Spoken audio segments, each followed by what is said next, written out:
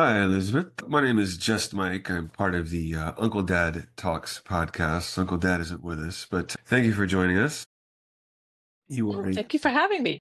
yeah. So just a little, and I'll do my best to give you your proper intro. You're a award-winning writer, viewer, critic, comic book writer also, which I love, being a very big comic book guy. You live mostly in Maine, which I would imagine inspires some very good writing, horror. And you wrote a short story titled The Bacchae, which is featured in First Word on Horror series here. So tell me a little bit about this story and what inspired you to write it, please. Yeah, the story it's called the Bacchae, and it's hard to pronounce. If you've never heard it, I had to learn how to pronounce it. And it's inspired by a play of the same name by the ancient Greek writer Euripides, which I read when I was back in drama school and always loved. The Bacchae are basically that they're the followers of the god Dionysus, who in the original play, there's a king, not a good king, does bad things, disses the god, disses the women, everything else. And so for his reward, he is torn apart. He's driven mad. There's a whole complicated thing, but he's torn apart by the women, the Bacchae. And men could be Bacchant, they call it bacchants? Anyway, men could do it too. They were all equal opportunity destroyers. So I always loved the Greek myths, and I played with them in other works. And because there are, a lot of very powerful but very dark female figures in them. We have Medea, we have the Bacchae, we have Medusa, we have Clytemnestra. There's a lot of women who do some pretty bad stuff. And they may not necessarily get away with it, but they do it. So I was really drawn to that. I thought that was a cool thing to do. And the story itself was actually kind of sideways homage to J.G. Ballard, who's a writer who I really love. And so I kind of had as a, you know, starting point a novel of his called High Rise that was actually made into a movie not that long ago, maybe 10 years ago. So anyway, I just kind of imagined a near future, which is pretty much the world we're living in now, in which some of this dark energy is channeled by women against men. Yeah. Well, I mean, yeah, it's something that's, it definitely is. I feel like we're feeling with the way the state of the world is, especially here in the States, right? Well, you were inspired also as a young girl by a female writer named Angela Carter, which you talk about in your interview on the show, and which inspired you to start writing. And now I would imagine that you are also an inspiration to other young women to start writing. And also using female characters as the lead. How important is it, do you think, to have a fair balance of men and women writers, especially in horror? Well, I think, yeah, I mean, there always have been women writing horror. I mean, Frankenstein was written by a woman, but commercially, not as many were represented by the magazines, the publishers. I think that is finally, I hope, changing. I could not give you any statistics that would support that belief. That's just what I hope is true. So make it so.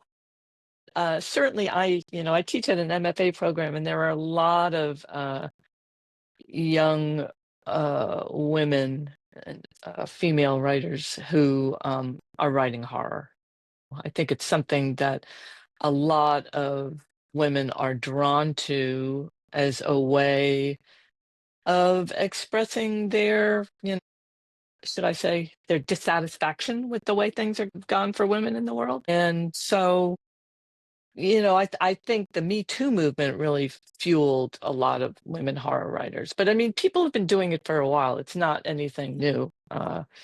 And Marina Enriquez, who's one of the other participants in the documentary, has written some brilliant work. Very dark, and some of it, well, all of it actually politically charged, whether it's sexual politics or actual politics. So yeah, I think it's not that there haven't been women writers, but I think that there's more recognition for them now and more acknowledgement. And I think more people are seeking them out, both men and women. I hope so anyway. Yeah, well, that's a good point. I think the recognition part is a key thing of what's happening now. The reason I really wanted to go into that was, listening to the story in the Bacchae, the male characters, he sees something that he kind of isn't supposed to see because maybe he's not sensitive enough to seeing those type of things. I feel like that's kind of a something I notice and see in just in men that I know or friends with, and just kind of how you see the world. And so I think it's important that male readers are into reading female readers so that they can have a different perspective on things other than just the male gaze, or the male point of view, especially in horror, where women are often used as like objects more than anything else. Um, anyways, I think it's really great that your voice is heard, and hope that it continues to inspire other writers as well. And one of the things I also caught that you were really inspired by was music. You mentioned talking about the days of where you thought you were going to be on this hippie train that kind of got started, but it really inspired you to be there instead of maybe instead of school. And how important is music to you now? Do you listen to certain kinds of music to get your creative flow going? Yeah, well, that's a good question. I have to honestly say that I listen to music a lot less than I used to when I'm working. I used to listen to music to kind of get and I still do it sometimes, to get myself pumped up to write a certain scene. I would have a soundtrack for, each novel. And I don't do that so much anymore. I think some of it is that I've been doing it long enough that I don't necessarily need the soundtrack to get going.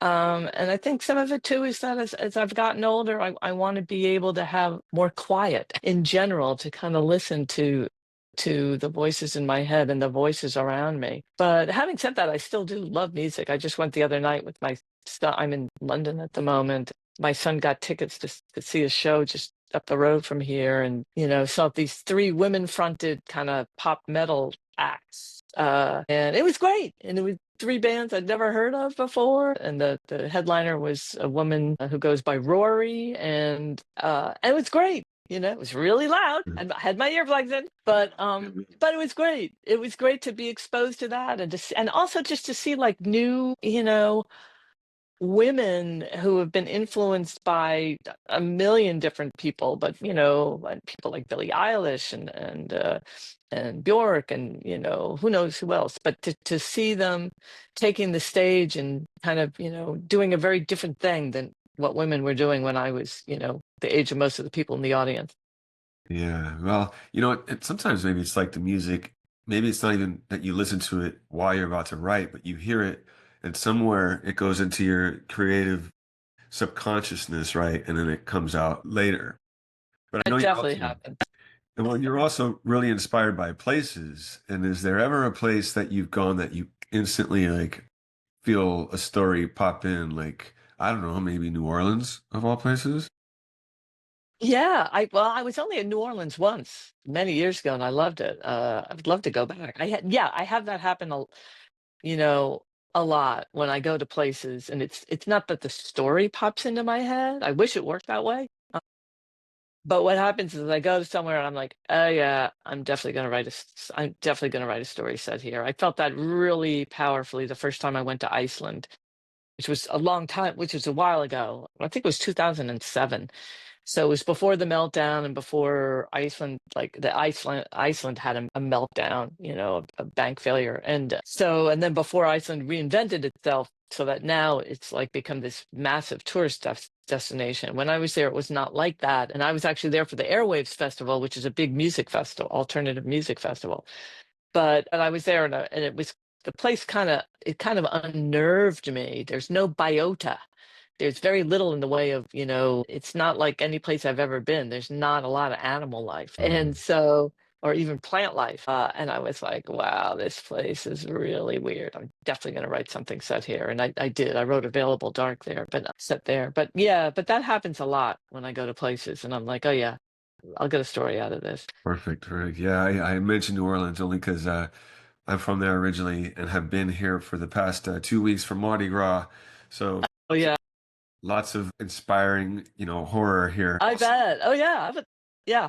And also can wear you down. One other thing I wanted to mention before we wrap up, because I don't have you for very long, is, and correct me if I'm reading the notes wrong, but you were right. You wrote for a TV spinoff of 12 Monkeys, the Bruce Willis movie. Were you part of that, or? I what I did is I wrote the novelization of the film. Back in the day, I wrote a bunch of novelizations of movies. So I did, yeah, 12 Monkeys, and I did the X-Files movie. I don't even remember what else I did. I did Catwoman, not my finest moment. That was a horrible script. But usually I had really good scripts, screenplays that I worked from. And in the case of 12 Monkeys, like, Dave and Jan Peoples, who wrote the screenplay, and David had also written the screenplay for Blade Runner. And they were great to work with. They were phenomenal and really nice and generous with their time and their insights. Yeah, that was a cool project. It was fun. Yeah, I felt very lucky to get that. Yeah, that movie's one of my top three favorite movies, which on our Uncle Dad Talk show, we love to ask our guest top three questions. And so before we go, what are your top three favorite horror movies? Oh my God. All Oh, right. I would have to say The Wicker Man for mm, one. The original Wicker Man, not the Nick Cage. The Wicker Man, the original Nosferatu. I apologize if these are old, but like I'm old. But also but I also think that they're pretty great. I don't know if this is like really counts as a horror movie, but Gorgo, well, which I watched recently. It's a monster movie from the early 1960s. Basically, it's the British Godzilla. So right. yeah, Gorgo. Cool. All right. Well, thanks, Elizabeth. So, as we wrap up here, where can the audience watch you in the First Word on Horror, and where can they follow you, find out more of your work, and see what you're up to? The first word on horror is on. I think it's from Etch. I think it's on a. I'm not sure what the platform is. But what is it? So Substack. Yeah, it's on Substack. I guess. Yeah. So that's where you can watch it. And I am can be found on Blue Sky. That's mostly where I'm posting now. I left Twitter. I'm on Facebook, but I'm kind of edging away from there as well. But yeah, I'm on Blue Sky. People could find me and email me through my you know needs an update website too. I'm always happy to hear from people. Like, yeah, Blue Sky. I think there is quite a few of us traveling over to that platform, so I will see you Yeah. there. Yeah. Rylan, yes, First Word on Horror available on Substack, and thank you, Elizabeth or Liz, for joining us.